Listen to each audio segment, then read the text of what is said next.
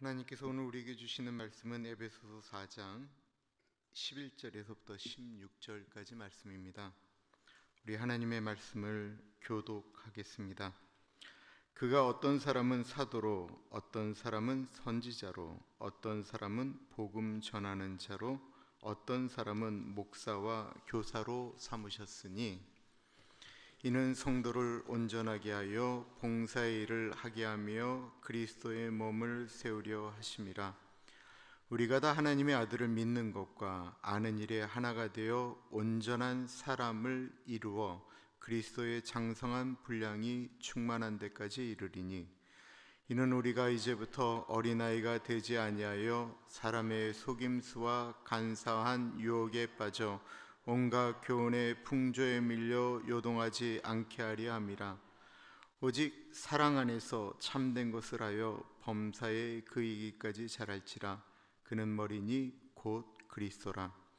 그에게서 온몸이 각 마디를 통하여 도움을 받음으로 연결되고 결합되어 각 지체의 분량대로 역사하여 그 몸을 자라게 하며 사랑 안에서 스스로 세우느니라. 아멘. 오늘 말씀을 전해 주실 분은 문두진 목사님이십니다. 문두진 목사님은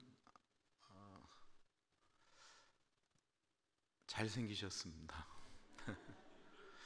목소리도 좋으십니다. 사모님도 목사님이세요. 문혜란 목사님도 목사님이시고 두 분 다 제가 나온 신학교 장신대학원을 나왔습니다. 그리고 두 분 다 목회자 가정에서 자라나셨습니다. 저는 그러지 못했는데 문 목사님은 아예 철학 전공하시려고 했던 목적 자체가 목사가 되기 위해서 철학을 전공하셨다라고 보았습니다. 아시는 것처럼 오늘 문 목사님은 저희 교회하고 맞는지 이렇게 서로 이렇게 보는 거예요. 사실 문 목사님도 저희를 보면서 여긴 아니다 싶으면 문 목사님도 그냥 포기하시려고 그러신다라고 그런 눈빛이 있으세요. 그래서 문 목사님이 말씀하실 때 반응이 좋아야 돼요. 그러니까 적극적으로 반응을 해주시면 참 좋겠어요. 적극적으로 반응해 주시고 그러셨으면 참 좋겠습니다. 문두진 목사님 모시겠습니다.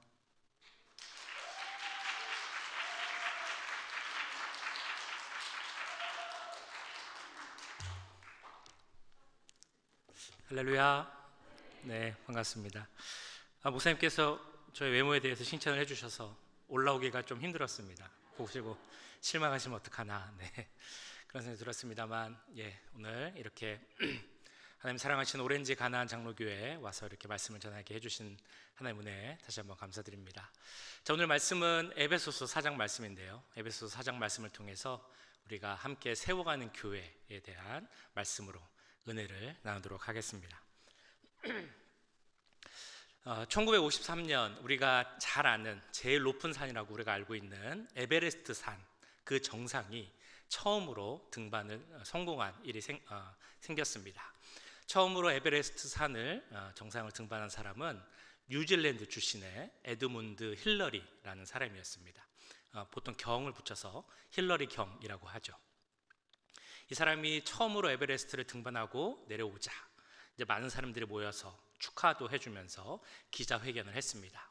그래서 많은 질문을 했겠죠. 그 중에 질문 중 하나가 그 에베레스트 산 정상 등반을 위해서 가장 많은 도움을 받은 사람이 누구입니까? 라는 질문을 했다고 합니다. 그 질문에 대해서 이 힐러리 경은 그 옆에 있었던 쉐르파, 세르게이 텐징이라는 사람을 노르게이 텐징인데요, 그 사람을 가르치면서 바로 이 쉐르파 덕분에 제가 등반을 성공할 수 있었습니다 라고 말을 했습니다. 사람들이 이제 그 쉐르파한테 가서 물어봤죠. 어떤 도움을 주셨습니까? 그런데 이 사람이 받았던 도움, 힐러리 경이 받았던 도움은 이 쉐르파로부터 무슨 짐을 잘 날라주었다든지 아니면 그 캠프를 차리는데 도움을 주었다든지 그런 도움을 받는 게 아니었습니다. 외부인들은 모르고 현지인들만 알 수 있는 그 지역의 정보를 알았다. 이것도 아니었습니다. 그들이 서로 받았던 도움은 실제로 줄을 자기 몸에 묶고 또 다른 사람의 몸에 묶어서 위험 상황, 돌발 상황 시 서로 도움을 받을 수 있게끔 서로 줄로 묶여 있었다는 것이죠. 그리고 실질적으로도 이 힐러리라는 사람이 등산을 하다가 일이 생겨서 그 손을 놓치고 위급 그 로프가 끊어지는 일이 있었다고 합니다. 그럼에도 불구하고 그 쉐르파와 묶여있던 줄로 인해서 위험을 넘기고 살아날 수 있었다는 것이죠. 우리가 이 예화를 통해서 우리의 삶의 모습을 돌아보게 됩니다. 우리 각 사람 한 명 한 명이 살아가다가 누구라도 어려운 일, 위험한 일을 당하게 될 것입니다. 근데 그때 나 혼자 있다면 그 위험, 어려운 일을 겪어내고 이겨내는 것은 참 쉽지가 않죠. 그런데 누군가가 그것을 도와줄 사람이 옆에 있다면, 서로 힘을 줄 수 있는 관계에 사람이 있다면 우리는 그래도 조금은 쉽게 그 어려움을 이겨낼 수 있을 것입니다.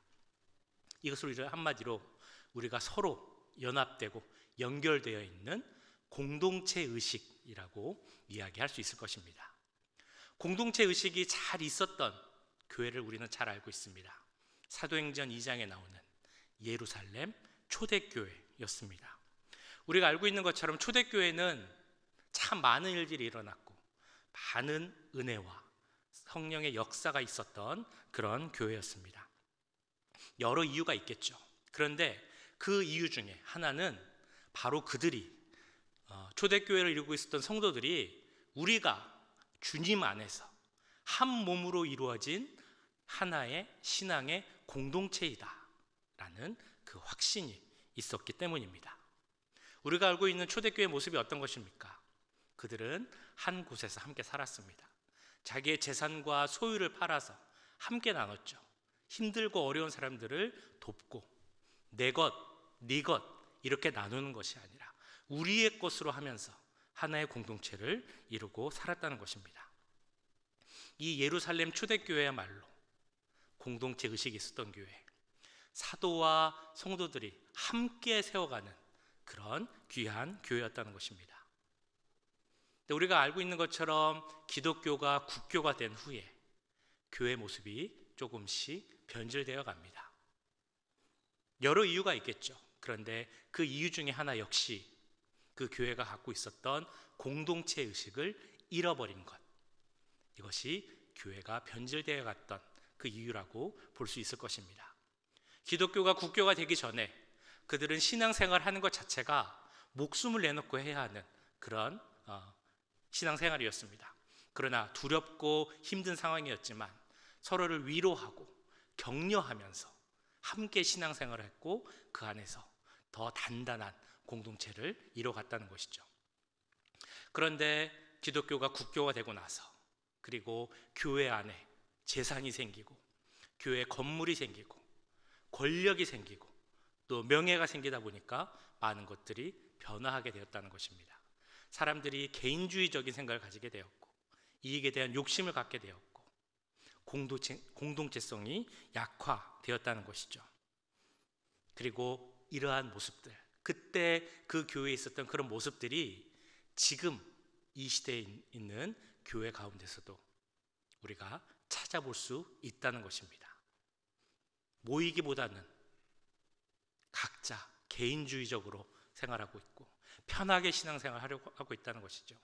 특별히 약 2년여에 걸친 코로나 팬데믹으로 인해서 우리 교회가 갖고 있는 공동체성, 이것이 많이 약해진 건 역시 사실입니다.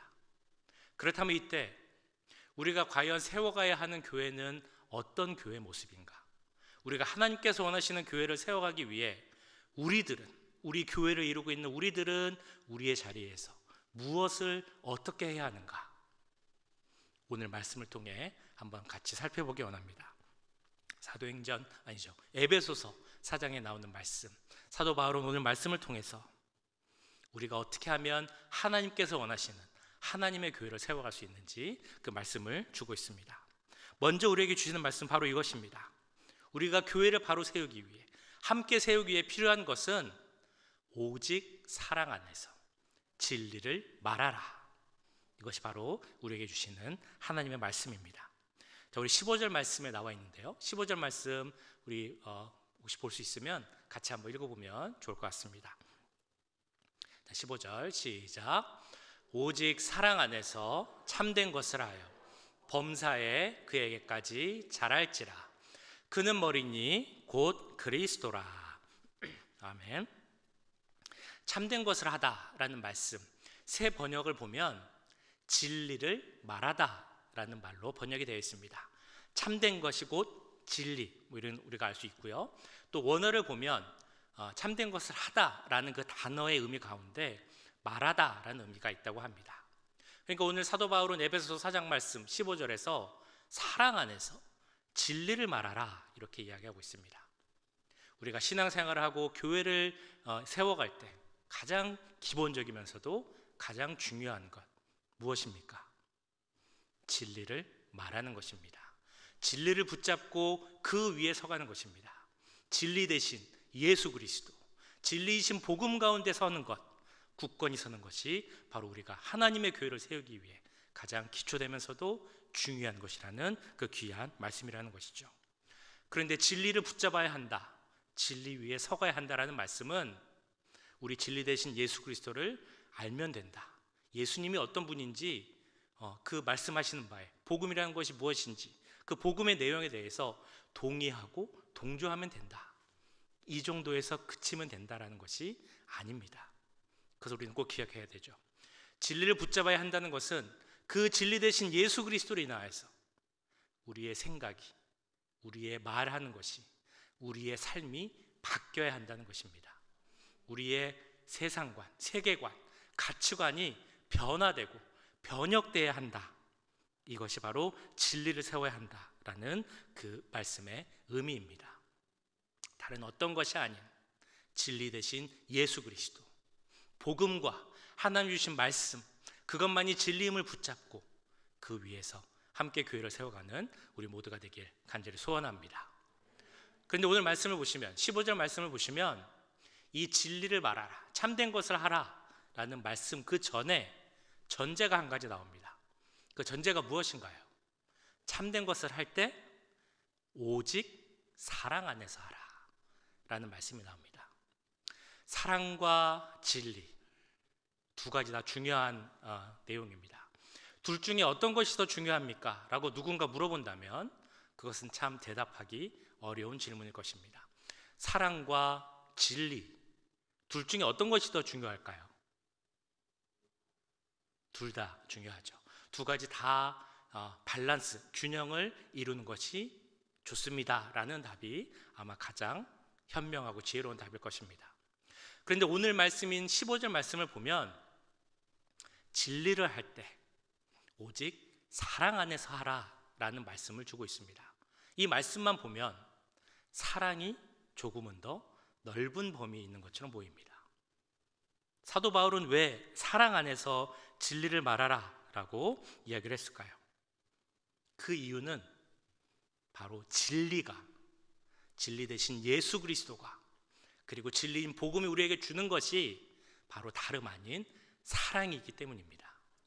우리가 진리를 할 때, 예수 그리스도를 할 때 우리는 그 주님이 우리를 위해 주신 사랑을 알 수 있게 되는 것이죠.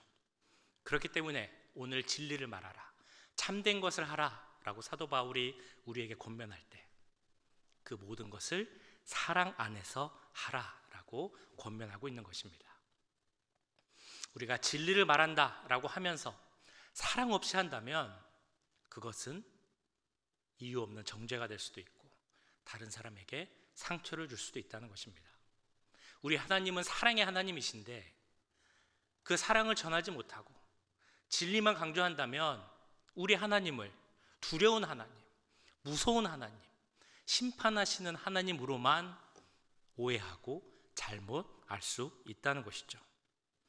그렇게 사랑을 말하고 참된 것을 말하고 진리를 말하는 것이 중요하지만 그 모든 것을 할 때 오직 사랑 안에서 하라, 이것을 강조하고 있는 것입니다. 이렇게 사랑 안에서 교회를 세워가는 것이 하나님께서 원하시는 교회를 세워가는 것이고, 오늘 말씀에 나오는 것처럼 범사에 우리의 머리 대신 그리스도에게까지로 자라고 성장할 수 있는 귀한 기름을 잊지 말기 간절히 부탁드립니다. 우리가 잘 아는 목사님, 한국의 목사님 중에 이찬수 목사님이란 분이 있죠. 그분이 쓰신 책 중에 에클레시아라는 책을 보면 이런 내용이 나와 있습니다. 그분이 그 유스 그룹, 지금은 이제 중고등부죠, 그 아이들을 담당으로 사역을 한국에서 시작을 했는데, 막상 한국에서 중고등 학생을 상대로 본인이 해줄 수 있는 게 너무 없다라는 것을 깨닫게 되었답니다. 그래서 내가 우리 아이들한테 무엇을 해줄 수 있을까 막 이렇게 고민을 하다가 한 가지 생각하신 게, 주보의 전화번호, 그 당시 전도사님이었는데 그 목사님 전화번호를 계속 내면서 광고를 냈다는 거예요. 너희들이 힘든 일이 있거나 어려움이 있거나 고민이 있으면 전화해라. 언제든지 전화해라. 아침도 괜찮고 저녁도 괜찮고 새벽도 괜찮다. 전화해라 라는 광고를 매주 계속해서 냈다고 합니다. 그러니까 처음에는 전화가 잘 안 왔었는데 좀 지나다 보니까 아이들이 전화를 하기 시작하더라는 거죠. 그래서 우리 이제 어른들 같은 경우는 새벽에 하셔도 괜찮습니다. 밤늦게 하셔도 괜찮습니다. 이래도 사실 잘 안 하시잖아요. 근데 아이들은 하라고 하니까 이제 막 하는 거예요. 새벽 1시에도 하고 2시에도 하고. 그러다 한 번은 새벽 3시 반에 어떤 아이가 전화를 했다는 겁니다. 그래서 전화를 받아서 이제 잘 들어주려고 하는데, 그날따라 너무 피곤하고 잠이 안 깨서 내가 무슨 말을 하고 있는 거지? 이렇게 정신이 들어오지 않으면서 전화 통화를 했다고 합니다. 근데 그 전화를 건 아이가 이렇게 울면서, 전사님, 제가 어려운 일이 있어요. 그래서 막 얘기를 하는데 정말 정신을 차리고 잘 들어주고 싶은데 잠이 도저히 안 깨서 그냥 그래, 힘들지, 무슨 말인지 잘 모르지만 그냥 그 정도의 추임새만 넣어줬다고 합니다. 근데 전화를 하다 보면 상대방이 잘 듣고 있는지 아니면 졸고 있는지 우리가 대충 알잖아요. 그 아이가 전화하면서 전사님 조시는 거 아니에요? 막 이런 말을 몇 번을 했는데, 아니야, 잘 듣고 있어. 그렇게 노력을 하면서 끝까지 잘 듣고, 그리고 이제 기도해주고 마쳤다고 하죠. 근데 깨고 보니까 내가 무슨 얘기를 들었는지 잘 기억도 안 나고, 해준 거는 그래, 괜찮아, 그럴 수 있어, 뭐 이런 정도 추임새만 대답만 해줬다는 겁니다. 근데 놀라운 일은 그 일이 있은 후 돌아오는 주일에 그 아이의 어머니가 아주 좋은 선물을 들고 이 목사님을 찾아왔다는 거예요. 그러면서 그분이 말하시기를, 아니 전사님, 도대체 어떻게 하셨기에, 어떤 상담을 하셨기에 우리 아이가 자기 문제가 다 해결됐다고 그렇게 좋아하면서 얼굴이 완전히 바뀌었다고, 도대체 어떻게 하신 거예요? 라고 와서 이야기를 했다는 겁니다. 이 목사님이 그래서 많은 생각을 했다는 거죠. 내가 해준 거는 그래, 괜찮아, 이거밖에 해준 게 없는데, 그 아이 입장에서는 모든 문제가 해결됐다라고 말을 하니까, 그러면서 깨달은 게 있다는 겁니다. 한 가지는 그 사람의 말을, 누군가의 말을 들어주는 것만으로도 힘이 있고 의미가 있다. 물론 이분이 잘 깨어서 듣고 이건 이렇게 하면 좋고 저건 저렇게 하면 좋을 거야 라는 말을 해주는 것도 참 좋았겠죠. 근데 꼭 그게 아니더라도 그 말을 들어주고 호응해주고 맞장구 쳐주는 것만으로도 큰 의미가 있었다는 것입니다. 그리고 또 한 가지는, 중요한 것은 그 안에 비록 졸아서 말을 잘 들어주지 못했지만 그것을 들어주기 위한 이분의 사랑의 마음이 이미 있었다는 거죠. 언제든지 전화해라, 새벽도 괜찮다, 이렇게 말하시는 목사님의 말씀. 그리고 반대로 학생 입장에서 보자면, 내가 어렵고 힘든 일이 있을 때, 그게 밤이든 새벽이든 전화해서 말할 사람이 있다, 이것만으로도 이미 그 안에 치유와 회복이 일어났다는 것입니다. 그리고 책에서 강조하는 것이 또 한 가지가 있습니다. 그것은 바로 다름 아닌 성령의 역사입니다. 그 성령의 역사로 인하여서 내가 해준 것은 하나도 없지만 이 학생 가운데 회복이 일어났다는 것이죠. 성령의 역사가 일어나기 위해서 중요한 것이 무엇입니까? 사랑하는 마음입니다. 그 사랑하는 마음이 있었기에 정말 전화 통화는 아무것도 아니었지만 그 사랑의 마음 가운데 성령의 역사가 일어났고 그 성령의 능력으로 말미암아 그 학생의 치유와 회복이 일어날 수 있었다는 것이죠. 그러한 성령의 역사가 우리 귀한 오렌지 가나안 장로교회에도 일어나게 될 줄 믿습니다. 성령의 능력의 역사가 넘치는 우리 교회가 될 줄 믿습니다. 그를 위해 필요한 것이 무엇입니까? 바로 사랑의 마음입니다. 무엇을 하든 사랑으로 대하고 우리 교회를 세워감에 있어서 그리고 우리 서로를 대함에 있어서 오직 사랑 안에서 대할 때, 그래서 다른 사람의 말을 들어주려고도 하고 도와주려고도 하고 그 아픔을 함께 나누려고 하는 그 우리의 모습이 있을 때 우리 교회 가운데 성령의 역사가 일어나게 될 줄 믿습니다. 그리고 성령의 역사가 일어나고 사랑이 넘칠 때 우리는 오늘 말씀에서 보신 것처럼 우리가 범사에 자라 그리스도의 장성한 분량에까지 이르게 될 줄 믿습니다. 하나님께서 원하시는 교회, 그 장성한 분량에까지 이룰 수 있는 우리 모두가 되길 주님의 이름으로 간절히 축원합니다. 자, 그렇다면 하나님께서 원하시는 우리가 함께 세워가는 교회, 첫 번째는 오직 사랑 안에서 진리를 말하라 라고 말씀했다면, 두 번째로 우리가 기억해야 할 것, 바로 우리는 주님 안에서 한 몸으로 서로 연합되어 있음을 잊지 않는 것, 이것이 중요한 내용입니다. 이 내용은 16절, 이어지는 16절에 나오는데요, 우리 같이 한번 읽어보시면 좋겠습니다. 16절 시작.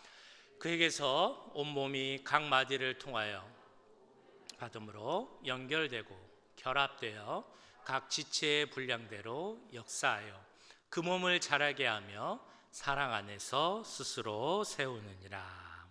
아멘. 자, 세 번역을 보시면 이 말씀이 이렇게 번역되어 있습니다.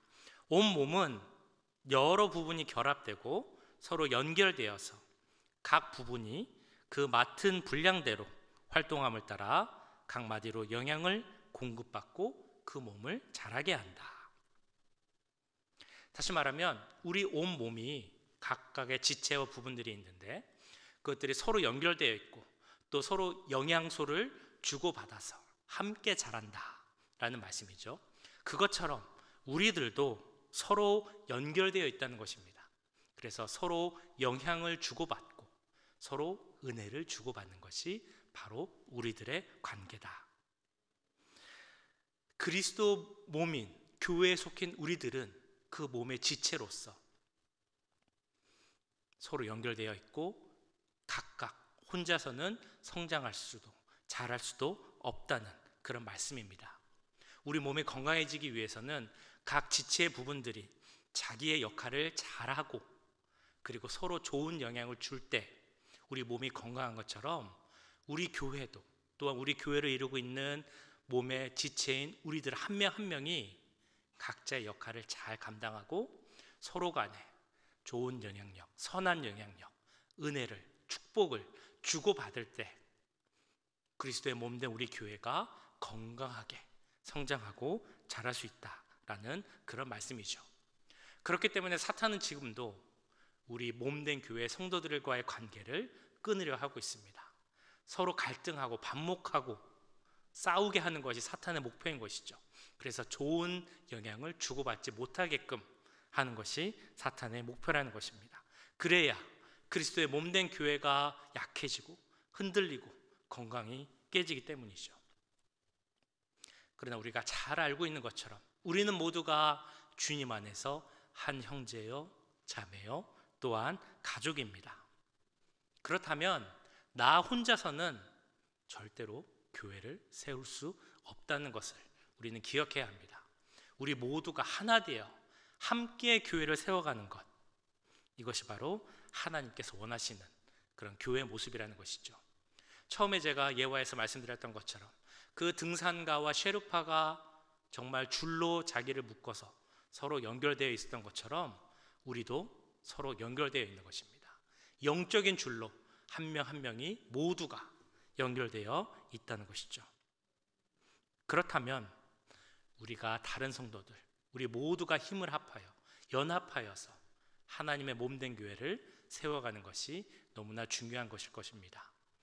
우리가 온전한 신앙생활을 하자, 좋은 믿음 생활을 하자, 이런 이야기를 많이 하는데요.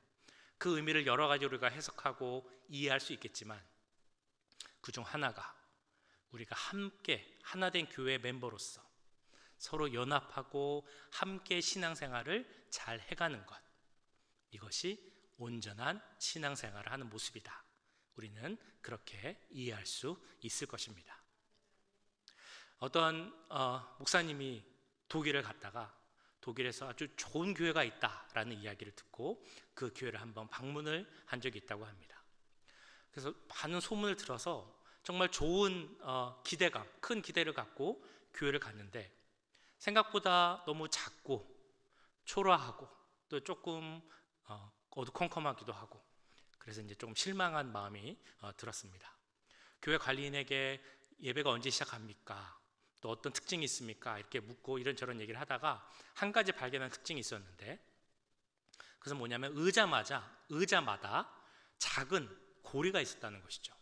그래서 이 고리는 뭐 하는 고리입니까? 라고 물어봤더니 그 관리인이 우리 교회는 예배를 드릴 때 성도들이 각각 자기의 등불을 들고 옵니다. 그래서 그 고리에 걸고 예배를 드립니다. 이렇게 이야기를 했다는 겁니다.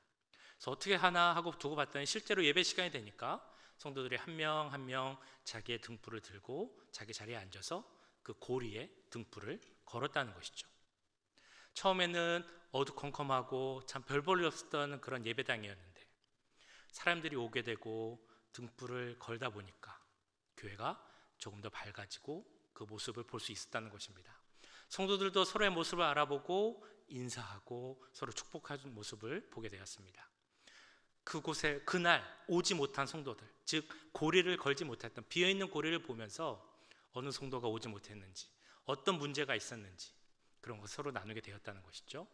그래서 예배 시간이 되었을 때 그 성도들이 한 명 한 명이 갖고 온 그 등불을 통해서 교회가 큰 하나의 빛을 비추면서 드리는 예배를 보게 되었다는 것입니다. 이 모습은 사실 현상적으로 봤을 때는 큰 일은 아니다라고 할 수 있겠습니다. 하지만 그 모습을 보면서 이 목사님이 깨달은 것이 있다는 것이죠.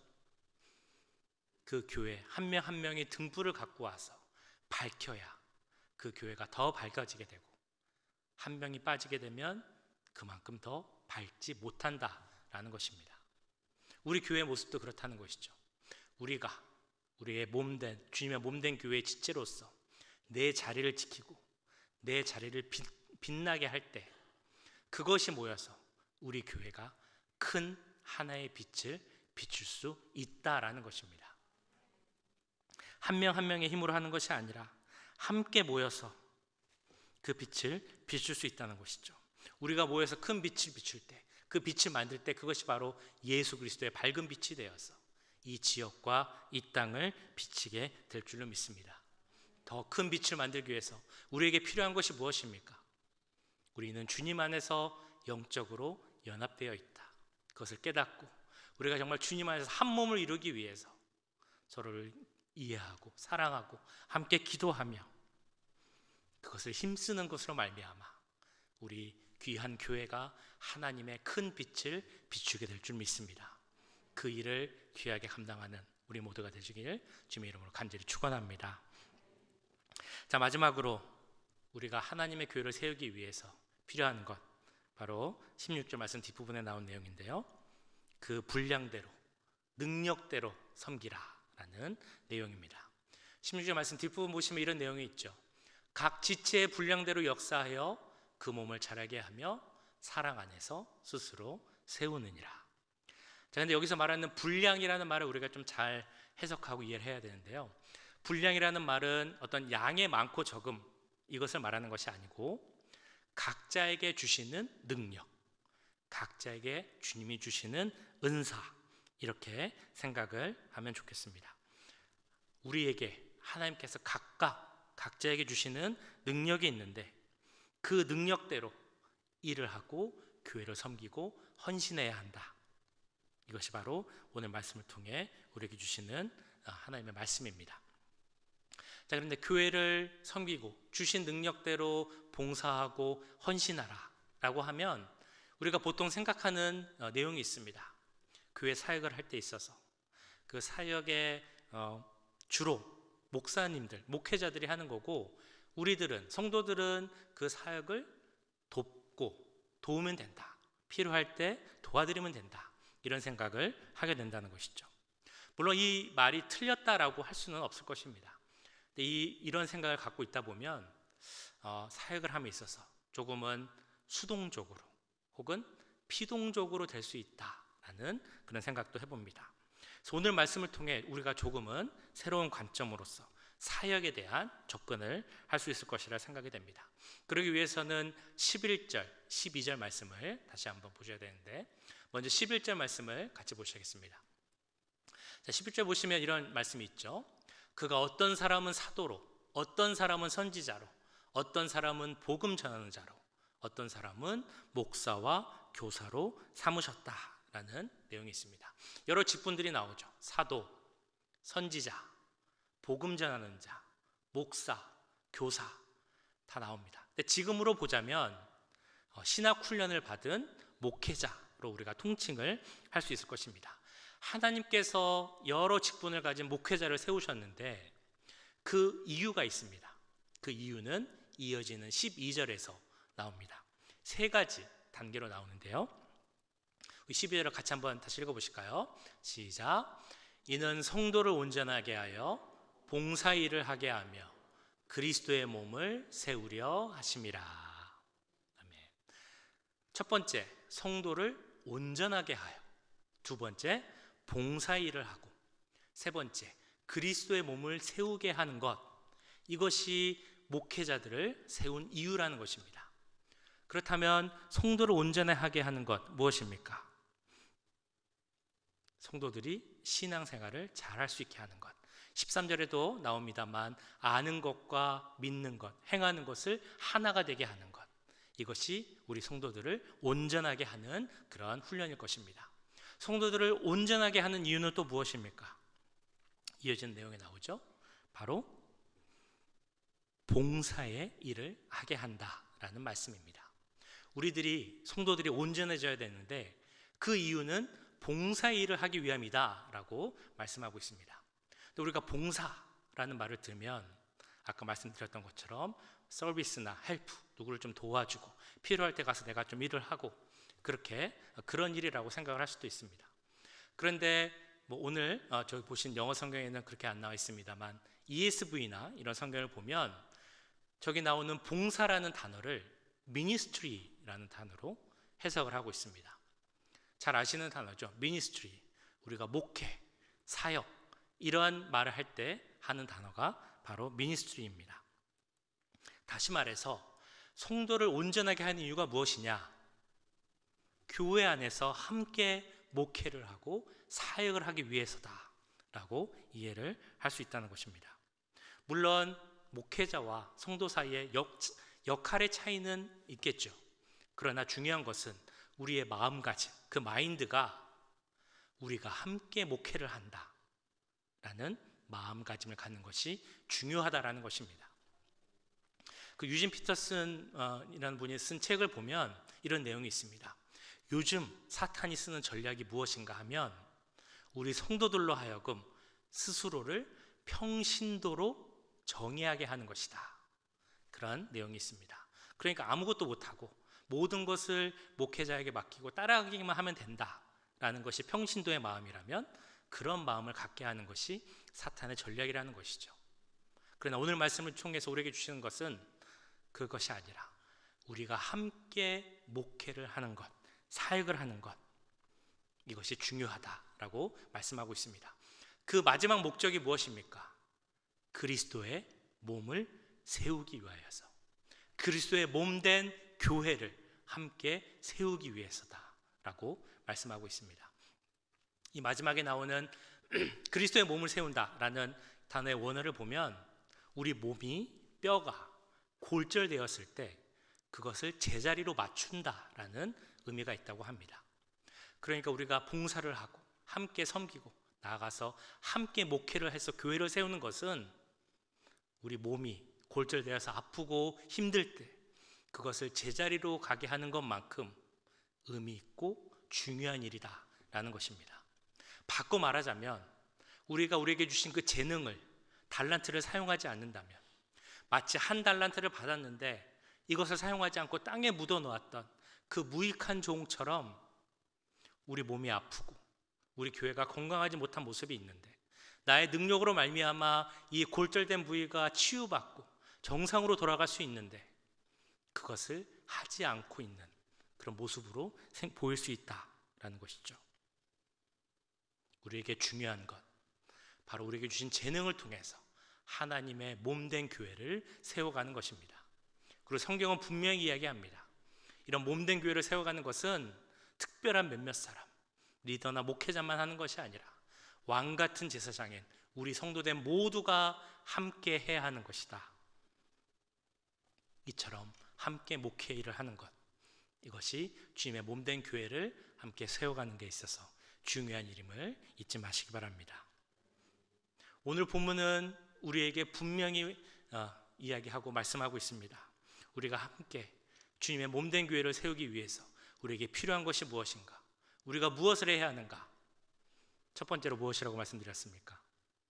오직 사랑 안에서 진리를 말하고 참된 것을 하라 라고 말씀하고 있습니다. 두 번째, 우리는 주님 안에서 한 몸이고 영적으로 서로 연결되어 있기에 그것을 깨닫고 함께 하나 되어 교회를 세워가는 것이 중요하다라고 말씀하였습니다. 마지막으로 분량대로 우리에게 주신, 다시 말해서 우리에게 주신 능력, 그 은사를 통해서 하나님의 몸된 교회를 세우고 함께 목회함으로 그리스도의 몸을 세우는 것, 이것이 우리에게 주신 하나님의 말씀입니다. 이 말씀을 꼭 기억하시고 마음에 새기셔서 그리스도의 몸된 교회를, 우리 하나님 사랑하시는 오렌지 가나안 장로교회를 함께 세워갈 수 있는 우리 모두가 되길 주님의 이름으로 간절히 축원합니다. 네, 제가 기도하겠습니다.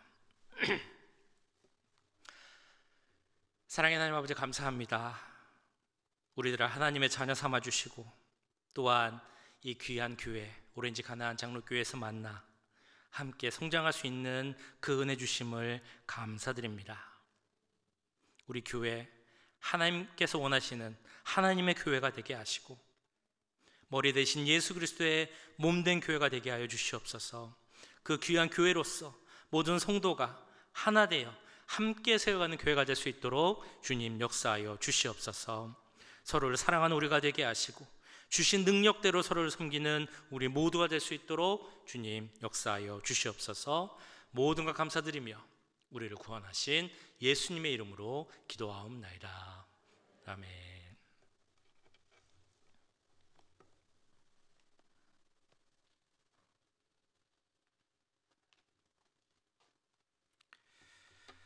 목사님 너무 말씀 감사합니다.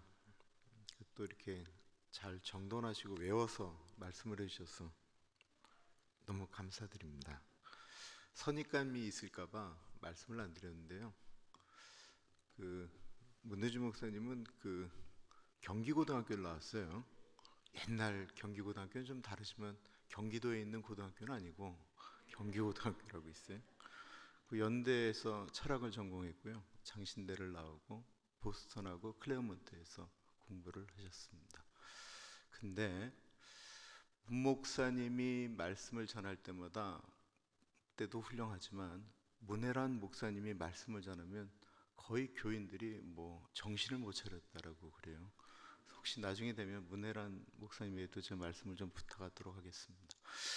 문 목사님은 아까 말씀을 전하실 때 계속해서 우리 교회라는 표현을 함부로 쓰셨어요. 우리는 생각을 안 했는데 문 목사님은 설교 가운데 우리 교회라는 말을 수도 없이 쓰셔서 저분은 작정하셨구나라는 생각을 제가 가졌습니다. 이제 나머지 공은 우리에게 달려 있습니다. 끝난 다음에 문 목사님 또 문혜란 목사님을 시무장로님 그리고 안수집사장 총무 서기 그렇게 들어가서 같이 인터뷰하도록 하겠습니다. 일부러 이렇게 많이 나와주셔서 좀 너무 감사드리고요. 우리 이우리 목사님은 이번 주일날 마지막으로 예배 드리시고 월요일날 페이빌로 혼자 운전하고 가세요. 거기다 차 두고 갔다 오신다라고 하는데 걱정도 되고, 지금 문 목사님이 사실 머리는 회의비례가 있고 몸은 내 밑에서 일을 하려니까 얼마나 힘들겠어요. 거의 죽을 지경이에요. 몸이 굉장히 아픈데 꼭 기도해 주셔야 돼요. 이 몸과 육체가 이게 영혼이 분리되어져 있다라는 건 요즘 이우리 목사님을 뵈면 내가 알 수가 있어요. 네, 잘 해서 준비하실 수 있도록 이우리 목사님을 위해서도 꼭 기도를 부탁드립니다. 기도하겠습니다.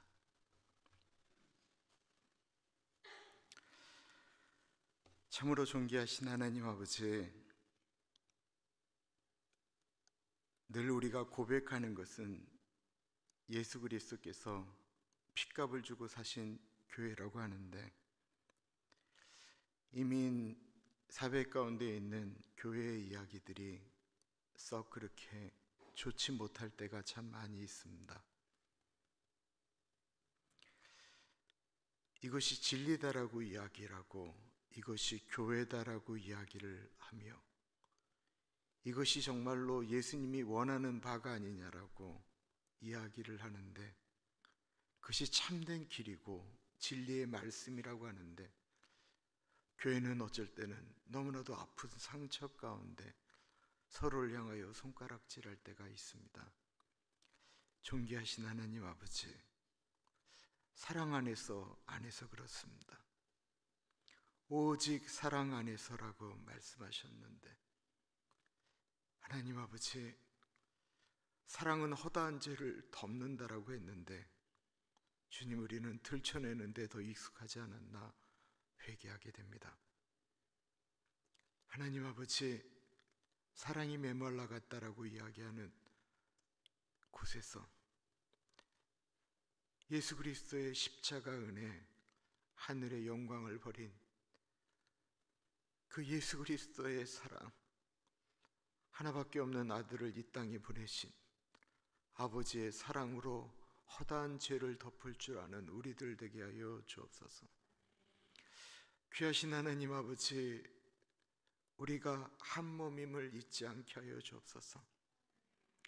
하나님, 이게 더 어려울 때가 있습니다. 우리가 입술로는 아픈 손가락을 이야기할 때가 있고, 사랑하는 지체라고 말은 이야기를 하는데, 주님, 우리가 한 몸됨을 잊을 때가 너무나도 많이 있습니다. 예수님은 오늘 큐티 말씀에 길거리로 나가서 강권하여 내 집을 채우라 말씀하시며, 눈먼 자, 저는 자, 모자란 자, 가난한 자, 눌린 자, 사회적으로 보면 부적격한 자도 다 불러다가 교회를 채우라고 하셨는데, 하나님, 우리는 어쩔 때 우리의 눈에 따라서 사람을 평가하고 나눌 때가 얼마나 많은지 모르겠습니다.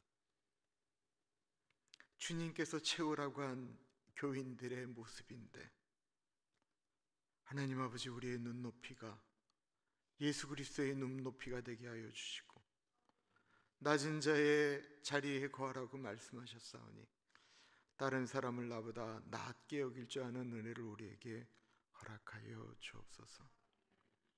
하나님 아버지, 하나님께서 우리를 다 목적을 따라 이 땅에 보내셨고, 우리에게 한 사람 한 사람에게 다 달란트를 주셨습니다.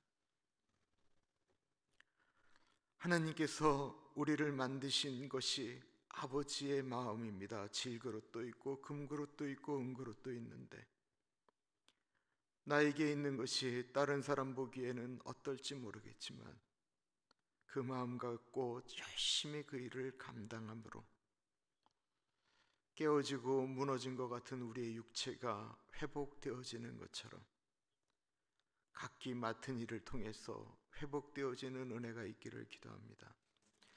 하나님 아버지, 이제는 나이가 들어서 나는 할 수 있는 게 없다, 나는 이제 몸도 약하고 재정도 약하고 다 약하다라고 말씀하시지만, 하나님 아버지, 일부러 나오셔서 격려하고 기도하는 사랑하는 어르신들의 그 피와 땀과 눈물을 기억하여 주셔서 하나님 아버지, 각기 맡은 일들이 더 아름답게 유기적으로 움직일 수 있도록 은혜 나리여 주옵소서. 하나님 아버지, 문두진 목사님, 문혜란 목사님, 하나님 아버지, 많은 것들을 포기하며 간 주의 길이 하나님 아버지 순탄하지 않을 때가 있어도 예수 그리스도 처음 붙들고 갈 때 그 마음이 있지 않아서 하나님께 오직 영광되는 길을 가는데 부족함이 없도록 은혜 나리여 주옵소서. 이우리 목사님 같이 하여 주십시오. 하나님, 육체가 연약하지 않게 하여 주시고 알러지 때문에 고통하지 않게 하여 주옵소서.